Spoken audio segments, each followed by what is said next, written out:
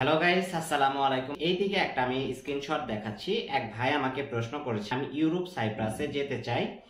এখন আমার শ্বাসকষ্ট এবং হাঁপানি আছে, রক্তের মধ্যে অ্যালার্জি আছে। এখন আমি ইউরোপ সাইপ্রাসে গিয়ে যদি মেডিকেল করি তাহলে কোনো সমস্যা হবে কিনা বা দেশে পাঠিয়ে দিবে নাকি, এই বিষয়টা জানতে চাইছে। তো প্রথমত হচ্ছে শুধুমাত্র সাইপ্রাস না, ইউরোপের ভিতরে আপনি যে দেশটাতেই যেতে চাচ্ছেন সেই মানে যারাই যেতে চাচ্ছেন তাদের উদ্দেশ্যে আসলে একটা কথা বলবো যে আপনারা ইউরোপে যেতে হলে প্রথমত আপনাদেরকে মেডিকেলি 100% ফিট থাকতে হবে। ছোটখাটো কিছু প্রবলেম যেগুলো হতে পারে মেডিকেলি, সেগুলো আপনারা দেখা যায় অ্যাভয়েড করে যেতে পারবেন। কিন্তু যদি মেজর কোনো প্রবলেম থাকে সেই ক্ষেত্রে কিন্তু আপনাদের মেডিকেলে আপনারা আনফিট হয়ে যাবেন এবং আপনারা যেতে পারবেন না। কষ্ট আছে প্লাস হাঁপানি আছে, ঠিক আছে। তো এইটা হলো একটা মেজর প্রবলেম। কারণ হচ্ছে আপনার শ্বাসকষ্ট বা হাঁপানি থাকলে এই ধরনের প্রবলেমগুলোতে দেখা যায় ওরা অ্যালাউ করে না। আমি আপনাদেরকে ছোট্ট একটা উদাহরণ দিয়ে বলি। সেটা হচ্ছে, দেখেন ইউরোপের মধ্যে কিন্তু আপনি যাওয়ার পরে রাস্তাঘাটে আমরা যেরকম বাংলাদেশের মধ্যে থুতু ফেলে দিই, থুতুটা ফেলা আমরা আহামরি কিছু মনে করি না, কিন্তু ইউরোপের ভিতরে কিন্তু এটা বিশাল একটা ধরনের প্রবলেম। তারা মনে করে যে আপনার বিহেভিয়ারের প্রবলেম মনে করে, ঠিক আছে। তো হাঁপানি এবং শ্বাসকষ্ট যখন ওদের সামনে আপনারা এই ধরনের একটা কার্যকলাপ করবেন যে আপনার শ্বাস নিতে কষ্ট হচ্ছে, এই বিষয়টা যখন তারা দেখবে, ঠিক আছে, তখন কিন্তু আপনাকে তারা কাজের মধ্যে রাখবে না। এই জিনিসটা আপনি 100% শিওর থাকতে পারেন।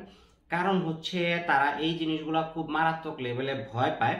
এখন দেখা গেছে যে আপনি বাংলাদেশ থেকে মেডিকেলি ফিট ছিলেন, কিন্তু ওইখানে যা চাকরি জয়েন করার পরেও মেডিকেলি আপনি ফিট, ঠিক আছে। এরপর ওইখানে 1 বছর বা 2 বছর থাকার পর আপনি অসুস্থ হয়ে গেলেন, সেই ক্ষেত্রে দেখা যায় আপনার মেডিকেল ইন্স্যুরেন্সের মাধ্যমে আপনার ট্রিটমেন্ট যথাসম্ভব ট্রিটমেন্ট দেওয়ার চেষ্টা করবে। যদি আপনি সুস্থ হয়ে যান সেই ক্ষেত্রে আপনাকে তারা আবার পুনরায় কাজে নিয়োগ করবে এবং আপনার দেখা যায় ইন্স্যুরেন্সের যে টাকাটা আছে হেলথ ইন্স্যুরেন্সের, সেই টাকার মাধ্যমে আপনি ট্রিটমেন্ট করতে পারবেন। এটা আপনার জন্য ইজি ওয়ে। কিন্তু যদি আপনি মনে করেন মানে বাংলাদেশ থেকে আপনি কোনো একটা প্রবলেম নিয়ে যান, সাধারণত ওই দেশে যাওয়ার পরে যদি আপনাকে সন্দেহ মনে হয় আপনার মেডিকেলি যদি আবার এই ধরনের প্রবলেমগুলো ফেস করেন, তাহলে কিন্তু আপনাকে বাংলাদেশে পাঠিয়ে দেবে। এটা আপনি 100% শিওর থাকতে পারেন, এটার ভিতরে কোনো দ্বিধাদ্বন্দ্ব নাই, ঠিক আছে। বাংলাদেশের মেডিকেল আপনি ক্রস করতে পারবেন, কিন্তু ওই দেশের মেডিকেলটা কিন্তু আপনি ক্রস করতে পারবেন না।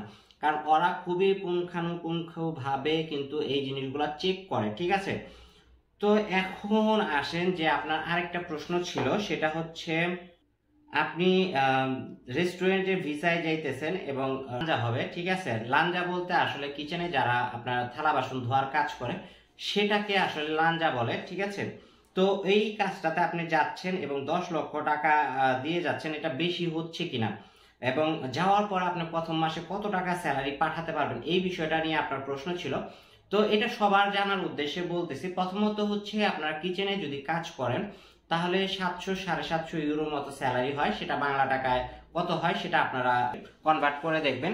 এবং ভালো মালিক হলে দেখা যায় টিপস কিছু মানে আপনার দিকেও আসে। সাধারণত বেসিক যে স্যালারিটা সেটার উপরই ডিপেন্ড করে থাকবেন আপনারা। এবং এখন আসেন, যেহেতু রেস্টুরেন্টের মধ্যে কাজ থাকে, সাধারণত খাওয়াটা আপনার ওই রকম খরচ করে না, হয়তো বা একবেলা আপনার বাসায় খাওয়া লাগতে পারে, কিন্তু আপনার বাকি 2 বেলা আপনি রেস্টুরেন্ট থেকে খেতে পারবেন। এটা হলো মূল বিষয়, এটা আপনাদের সবার উদ্দেশ্যে বলতেছি আসলে। তো এখন আসেন যে কত টাকা পাঠাতে পারবেন প্রথম মাসে, এই জিনিসটা আমি অনেকের মাঝে এই প্রশ্নটা পাই যে আপনারা ইউরোপে কাগজ জমা দেওয়ার সাথে সাথে আপনাদের মনের ভিতরে একটা প্রশ্ন থাকে যে ভাই আমি কত টাকা খাওয়া দাওয়া করার পর কত টাকা পাঠাতে পারবো। আরে ভাই, আপনি আগে ইউরোপের ভিতরে ইন করেন, ইন করার পর আপনার দেখা যায় হয়তো 2-4-6 মাস আপনার কষ্ট হবে, এরপর আপনার হাজারটা রাস্তা খুলে যাবে যে বেশি টাকা আর্ন করার জন্য আপনি কিভাবে বেশি টাকা আর্ন করতে পারবেন।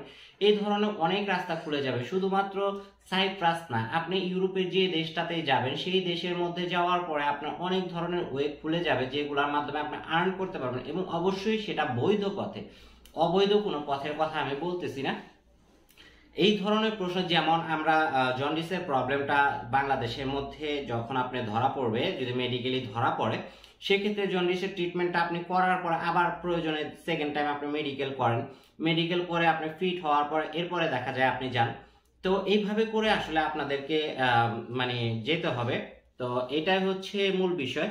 তো আপনাদেরকে আমি অবশ্যই রিকমেন্ড করব যাদের অসুস্থজনিত প্রবলেম আছে এবং সারাক্ষণ যেহেতু আপনার পানিটা মানে ধরতে হবে, যারা লাঞ্জাতে কাজ করবেন, দেখা যায় কিচেনের মধ্যে কাজ করলে ভাই পানি এটা আপনার ধরতে হবে, এটা স্বাভাবিক একটা বিষয়। এখন আসেন যে আপনার রক্তে অ্যালার্জির যে প্রবলেমটা আছে, তো ওইটা নিয়ে দেখা যায় আহামরি প্রবলেম না হলেও আপনার শ্বাসকষ্ট যেটা, এই দুইটা জিনিস, আপনার হাঁপানি, এই দুইটা জিনিস আপনার মেজর একটা এফেক্ট ফেলবে আপনার মানে ভিসার ক্ষেত্রে এবং মেডিকেলের ক্ষেত্রে ওই দেশে যাওয়ার পরে। তো এটা নিয়ে আসলে আপনারা, আশা করব যে আপনাদের মধ্যে যে ভুল ধারণাটা ছিল এটা আপনারা বুঝতে পেরেছেন। এবং অনেকেই আমাকে জিজ্ঞেস করেন, ভাই আমার এই মেডিকেলে এই প্রবলেম ওই প্রবলেম। ভাই মেডিকেলি যদি আপনারা ফিট না হন তাহলে শুধুমাত্র সাইপ্রাস না, ইউরোপের কোনো একটি দেশে আপনারা যেতে পারবেন না।